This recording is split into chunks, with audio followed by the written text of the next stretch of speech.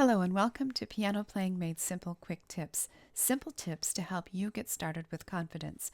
Whether you're brand new or picking it back up, you're in the right place. Today I'm going to talk to you about the metronome.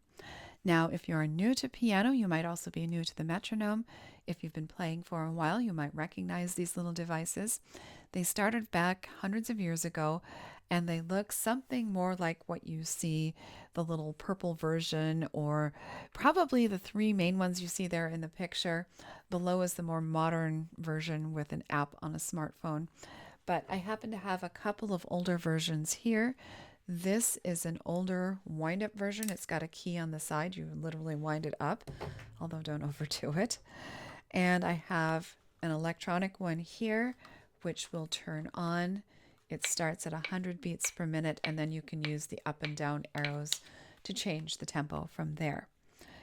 And the other thing about these older metronomes is quite often on the front, like right here, or around the dial here, you will see that there are some of the most basic tempos indicated along with beats per minute. Now, I would say that's the first and probably best use of your metronome, especially if you're getting a little bit more advanced, is to just set that beat per minute and listen and decide, what is really the appropriate tempo for whatever it is I happen to be playing.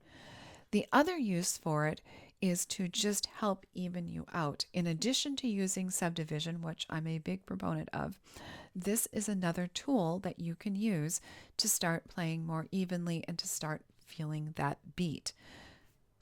What I usually suggest students do is to use technique pieces for the simple reason that technique pieces usually are less complicated than like repertoire or something, and it's going to allow you to focus on simple quarter notes and half notes, especially in the beginning.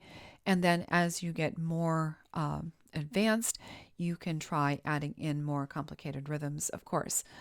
But let's take a look at one way that I like to get my students started. Now, I've been teaching for quite a while, and one of the things I suggest my students do is to do what I like to call metronome races. Okay, now we're not talking about getting crazy fast simply for the sake of speed. What we're talking about doing is gradually developing skill and applying it. Now, I've developed this scale right here where it says quarter note equals 60, 80, 108, 120, and 144. And what I normally do is have students start on the slower end, and sometimes you will find it is more difficult to play slowly than it is to play fast. But you want to start out at 60 and then work your way up to 144. Let me show you what I mean. Okay, for our purposes, I am going to concentrate on only quarter notes. Now, we can, of course, apply this idea to any note value, but I find it's easier to start in quarter notes, and I'm just going to use a couple short measures for the sake of this video.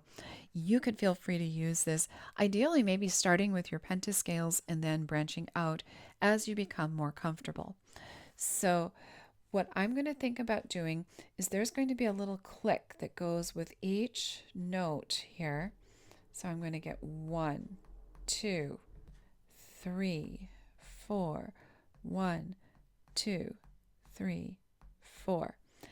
Now, if I set my metronome, and I'm going to use this one because it's a little bit faster to get more precise, and like I said, I don't want to keep you waiting too much here on the video. So I'm going to dial this one down to 60 beats per minute, which, if you think about it, is the same as a second hand or a ticking clock, right? 1 click per second. And I'm just going to let this sit here and tick. In fact, maybe I'll put it up on the piano. And I usually recommend feeling the beat before you just start playing. So I would start counting with the metronome like 1, 2, 3, 4, and then playing.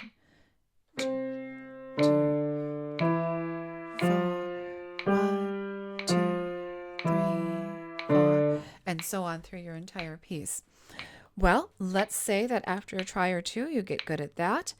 Then what I would do is just move this up to 80 beats per minute. Okay. Now it's a little bit faster. Sometimes students find that this is actually easier. 1, 2, 3, 4. 2, 4, 1. Okay, so 80 isn't too bad, right? From there, we would move up to 108. And we'll give that a try. This might also be somewhat comfortable. 2, 3, 4. 2, 3, 4. I might have been a little out of sync there. 2, 3, 4. 1, 2, 3, 4, and so on. You get the idea. At that point, we'll go up to 120. Now it's starting to get to be a little bit more of a challenge. If you don't know your music, it's probably going to get you. You might have to do a few spaces in between 108 and 120. But let's just see what happens. 2, 3, 4, 1, 2, 3, 4. 1, 2,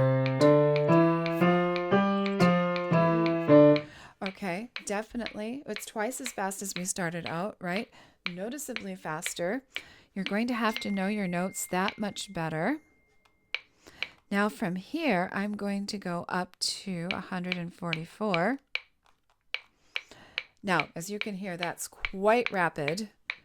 2, 3, 4, 1, 2, 3, 4, 1, 2, 3, 4, 1, 2. Now, if you can play your music in time with that, without making errors, and I usually say, like if you're doing a pentascale or short technical exercise, up to 3 errors. If you start getting more than that, then you probably need to either stay at that level or go down a couple of clicks and work your way back up. But by doing that, you're going to kind of develop that sense of rhythm. You're going to get used to feeling it, and it's just going to help your piano progress that much more. So hopefully that is a helpful tip. Thank you so much for watching Piano Playing Made Simple Quick Tips.